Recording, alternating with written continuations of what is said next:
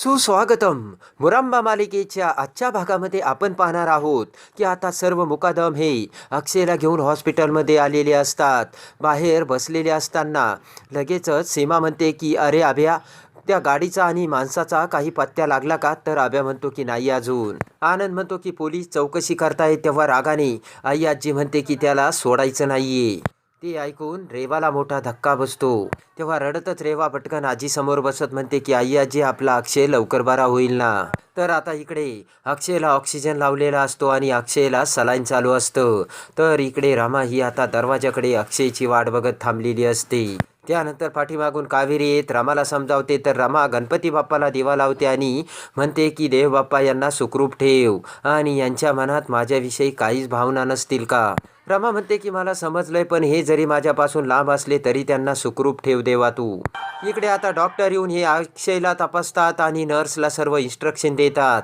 तर इकडे आता कावेरी रामाला म्हणते की रमा, मी पुन्हा सीमाला फोन करते. तर रमा जोराने तो फोन फेकून देते आणि म्हणते की कुठे तुझे दावई बापू आलेत का इथे? ते तू म्हटली होतीस ना ते येणार आहेत, तेव्हा कुठे ते इथे दाखव मला. रमा म्हणते की मी त्यांच्यावर विश्वास ठेवला आणि त्यांनी माझी अवस्था कशी केली, तेव्हा तू का त्यांच्यावर विश्वास ठेवतेस? रमा म्हणते की काय म्हटले होते ते, इथे बसून जगाच्या अंतापर्यंत वाट बघेन आणि आयुष्यभर तुझ्यासाठी थांबेन, पण काय झालं? रमा म्हणते की पुन्हा त्यांनी तेच केलं, ते आले नाही. कावेरी म्हणते की रमा, एका क्षणात निष्कर्ष काढून निर्णय घेऊ नकोस. तेव्हा रमा म्हणते एका क्षणात सर्व काही होत असतं आई. रमा म्हणते की एकमेकांवर किती जरी प्रेम केलं तरी एक क्षण एकमेकांचं नातं टिकवायला पुरेसा असतो. इकडे आता सीमा आणि रेवा दोघेही अक्षयजवळ येतात. तर हात धरत सीमा म्हणते अक्षय, तुला काही नाही होणार बाळा. तर अक्षयचा दुसरा हात रेवाने पकडलेला असतो. तर इकडे रेवा अक्षयकडे बघत विचार करते की अक्षय, तू रिकवर नाही झाला तरी चालेल, पण मी आहे तुझी काळजी घ्यायला. रेवा विचार करते की तू जर रिकवर झाला नाही तर आपोआप रेवा ही अक्षयजवळ येईल. इकडे आता मुकादमाच्या घरी रमाकांत आणि आरती देखील अक्षयची काळजी करत असते. तर रेवाने रमाकांतला देखील फरशीवरून पाडलेली असते. तेव्हा रमाकांत हा लंगडत असतो. रमाकांत विचार करतो की देवा, अक्षयच्या जागी तू मला ठेवलं असतं तर बरं झालं असतं. इकडे आता हॉस्पिटलमधील श्रीकृष्णाच्या मूर्तीसमोर येत डोळ्यातील अश्रूंच्या धारा गाळत मयुरी म्हणते की देवा, तू माझ्या भावाला वाचव आणि त्याला सुखरूप ठेव. तर आता इकडे सर्वजण सिटी हॉस्पिटलमध्ये बसलेले असताना सीमाला आपण कसं अक्षयला सांगितले होते की अक्षय, तू जर आता रमाला आणावयास गेला तर पुन्हा रिकाम्या हाताने परत यायचं नाही आणि माझ्या सोनेला तू घरीच घेऊन यायचं, हे सर्व आता सीमाला आठवते. सीमाची ती काळजी बघून आनंद आणि अभ्या सीमाला समजावतात आणि म्हणतात की अक्षय शुद्धीवर येईल आई, तू त्याची एवढी काळजी करू नकोस. तर सीमा म्हणते की आपला अक्षय लहानपणी एकदा खेळायला गेला होता आणि त्याच्या पायाला लागलं, तेव्हा त्याचा पाय रक्तबंबाळ झाला होता, तरी सुद्धा तो तसाच बेडरूममध्ये येऊन झोपला आणि त्याने साधी दुसऱ्या जवळ कुणकुणही केली नाही, तसाच तो झोपून राहिला. या लहानपणीच्या आठवणी आता सीमा आनंद आणि अभ्याला सांगते. तर आता सीमा म्हणते की या आपल्या अक्षयचं कसं झालं तेच काही कळत नाही, असे म्हणत आता सीमा रडू लागते. इकडे आता संध्याकाळ झाल्यानंतर रमा ही झोपीला जाते. तेव्हा रमाला अक्षयचे खूप भयानक स्वप्न पडते. अक्षय आपल्याला घ्यायला आला असताना अक्षयला गुंड अडवतात आणि लगेचच अक्षयच्या डोक्यात एक गुंड काठी मारतो. ते बघून रमा ही डचकून उठते. अहो, लगेचच कावेरी ही रमाकडे धाव घेते आणि म्हणते काय झालं रमा? रमा म्हणते की आई, हे ठीक नाहीये, यांचा जीव धोक्यात आहे. तर रमा ही अक्षयचा विचार करू लागते. तर इकडे हॉस्पिटलमध्ये सीमासुद्धा रडत असते. तेव्हा अभि आणि आनंद सीमाला समजावत म्हणतात की आई, तू शांत हो. त्यानंतर इकडे आई आजीला आनंद आणि अभ्या म्हणतात की आजी, आता खूप उशीर झाला आहे, तुम्ही दोघी घरी जा आणि पाहिजे तर तू उद्या सकाळी ये. आजी म्हणते की अरे, अक्षयला सोडून मी कसं जाऊ? तर आनंद म्हणतो उद्या परत ये. तेव्हा आजी म्हणते की अक्षयची प्रत्येक बातमी मला कळवत राहा तुम्ही.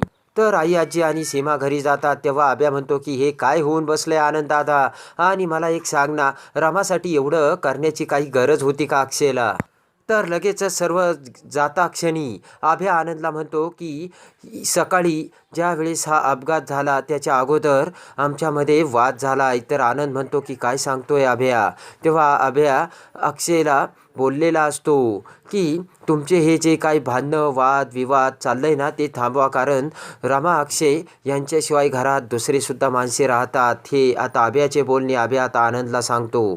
तर अक्षयने आभ्याची माफी मागितलेली असते.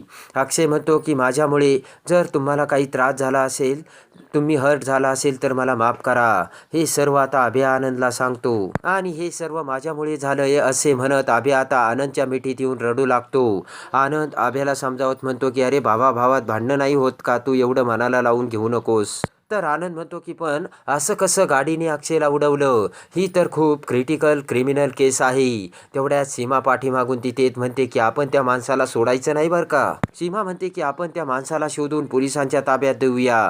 ही काय गाडी चालवायची पद्धत आहे का. सीमा म्हणते की मी अक्षयला सांगत होते की आज तिला घ्यायला जाऊ नको, उद्या जा म्हणून, पण हे सर्व माझ्यामुळे झालंय. तेव्हा लगेच सीमाचे डोके दुखून सीमाला चक्कर येऊ लागते आणि सीमा खाली बसते. तर अभय आनंद म्हणतात की मोठी आई तू ऐक बरं, तू घरी जा आणि उद्या सकाळी परत ये. तर आता आनंद हा सीमाला घेऊन बाहेर जातो. तर अभय हा त्यांच्याकडे बघतच राहतो. इकडे आता एकटा अभ्या तिथे बसलेला असताना अभ्याच्या डोक्यात रेवाने आपल्याकडून अक्षय आणि रेवाच्या प्रपोजचा फोटो कसा घेतला, रेवाने कसे रडण्याचे नाटक केले आणि या फोटोचा मी काहीच दुरुपयोग करणार नाही हे कसे सांगितले, हे आता अभ्याच्या डोळ्यासमोर येऊ लागते. आणि जेव्हा हे रमाला समजले तेव्हा रमाने सर्वांना कसा जाब विचारला हे तुम्हा सर्वांना माहीत होतं आणि तुम्ही मला का सांगितलं नाही, हे रमाचे बोलणे आता अभ्याला आठवते. आणि त्यामुळे रमा कशी घर सोडून गेली हे सर्व आता अभ्याच्या डोळ्यासमोर येत. पाठीमागून रेवा तिथे येत अभ्याच्या खांद्यावर हात ठेवते आणि म्हणते की रिलॅक्स अभिजित, अक्षय आपला नक्की बरा होईल. रेवा म्हणते की मी अक्षयची काळजी घेईल, त्याची सर्व व्यवस्थित काळजी घेऊन त्याला बरं करील, तू काही काळजी करू नकोस. तेव्हा अभ्या हा रेवाकडे बघू लागतो. इकडे आता रमा बसलेली असताना कावेरी रमाकडे येते आणि म्हणते की रमा तू फेकलेला फोन आता बंद पडलाय, तो चालू होत नाही, आता काय करायचंय. तर रमा म्हणते की आई माझं चुकलं, मला माफ कर. रमा म्हणते की आई माझं चुकलं, मी करू का ग यांना फोन. तेव्हा कावेरी म्हणते की आपल्या माणसांना फोन करायला विचार कशाला करायला हवा रमा. कावेरी म्हणते की अक्षयराव जर चुकले असेल तर त्यांना जाब विचार, पण तू असा आबोला धरू नकोस रमा. तेव्हा कावेरी रामाला फोन करावयास सांगते. तर रमा ही अक्षयला फोन लावते. तर आता इकडे रेवा ही अक्षय समोर असते. तेव्हा अक्षयचा आलेला फोन बघून रेवा तो फोन उचलते. तेव्हा रेवाने फोन उचललेला बघून रामाला मोठा धक्का बसतो आणि रामा विचारते हे कुठे. तर रेवा म्हणते की तो झोपलाय. तेव्हा रामा म्हणते की तू यांचा फोन का उचललास. तर रेवा म्हणते की मी अक्षयच्या रूममध्ये होते आणि आता तुझ्यापासून काय लपून ठेवायचंय रामा. तेव्हा रामा म्हणते की रेवा वायफट बडबड करू नको, त्यांच्याकडे फोन दे चल. रमा म्हणते की रेवा मी तुला चांगली ओळखते, माझा तुझ्यावर अजिबात विश्वास नाहीये, यांच्याकडे फोन दे. हे झोपलेले बघून तू आमच्या रूममध्ये शिरली असेल. रमा म्हणते की आमच्या रूममध्ये हे का बोलावतील तुला आणि तू खोटं बोलतेस, मी तुला चांगलं ओळखते रेवा. रमा म्हणते की माझा तुझ्यावर अजिबात विश्वास नाहीये रेवा. तेव्हा रेवा हसत म्हणते की तू माझ्यावर विश्वास ठेव अगर ठेवू नकोस, मला काहीच फरक पडत नाही. तेव्हा रमाला मोठा धक्का बसतो. तर लगेचच रमा ही फोन ठेवत रडू लागते. इकडे आता त्या क्षणी अक्षय शुद्धीवर येतो आणि मोठ्याने रमा रमा असे नाव घेतो. तेव्हा फोन ठेवत रेवा ही अक्षयच्या तोंडाला पकडते. रेवा अक्षयला म्हणते की रेवा म्हणायचं रेवा, तर अक्षयच्या तोंडातून रमा हे नाव येत असते. तर इकडे अक्षय हा शुद्धीवर येताच पटकन सीमा ही आतमध्ये येते. तेव्हा अक्षय सीमाला म्हणतो की रमाला कळवलंस का. तर सीमा म्हणते की थांब अक्षय मी रमाला कॉल करते. तेव्हा अक्षय म्हणतो की नको, तिला काही सांगू नकोस. त्यानंतर आता इकडे रमाला काही राहवत नसते आणि अखेर रमा ही मुकादमाच्या घरात येते. तेव्हा अय्याजी दरवाजात असते. तर अय्याजीकडे न बघता रमा ही दरवाजातून आतमध्ये जाऊ लागते. तेव्हा अय्याजी रमाला म्हणते की रमा तुला शपथ आहे अक्षयची, तू घरामध्ये आणि अक्षयकडे जाऊ नकोस, तुझ्याशिवाय माझा अक्षय अगदी आनंदात आहे. आणि व्यवस्थित सुद्धा. ते ऐकून रमाला मोठा धक्का बसतो आणि आई आजी रमाकडे बघू लागते. तर रमा आता दरवाजातच थबकलेली असते आणि इकडे तिकडे अक्षयला बघत असते. तर आता आई आजी रमाला म्हणते की रमा पुढे जाऊ नकोस आणि एकही पाऊल पुढे टाकू नकोस, अक्षय आता बाहेर येणार सुद्धा नाही आणि तुला बघणार सुद्धा नाही. तेव्हा रमाची ती भिरभिरती नजर अक्षयला बघत असताना रमाला आता काय करावे आणि काय नाही समजत नसते. तर इकडे हॉस्पिटलमध्ये अक्षय हा त्याच्या तोंडातून फक्त रमाचे नाव घेत असतो. तर आता रामाला इकडे अक्षयचा ॲक्सिडेंट झाल्याचे अजिबात माहीत नसते आणि भरल्या डोळ्यांनी रमा आता अक्षय बाहेर येत नाही हे बघताच बाहेर जाऊ लागते. तर आय्याजी रमाला म्हणते की यापुढे रमा तू या घरात नाही आलीस तरी चालेल, कारण आता अक्षय तुझ्या आयुष्यातून बाजूला झाला आहे.